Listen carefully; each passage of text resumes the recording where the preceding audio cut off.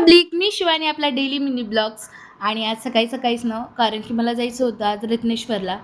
कारण की सायडन मेकअप वगैरे होते. भाग्यश्री दीदीला ब्राईड होती आणि मला सायडन मेकअप वगैरे होते. त्यामुळे तिनं ब्राईडचा मेकअप स्टार्ट केला, सुरू करायला. त्यानंतर मी सायडन मेकअपच्या हेअरस्टाईल, मेकअप थोडंफार केल्या वगैरे.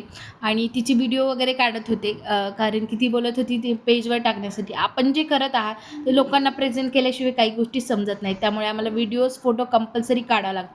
आम्ही काय करत आहात किंवा आज काय केलं हे पब्लिकला कळायला पाहिजे, हो की नाही. त्यानंतर मग मी वॅक्स करण्यासाठी प्रतीक्षा काकूच्या इथे आलते.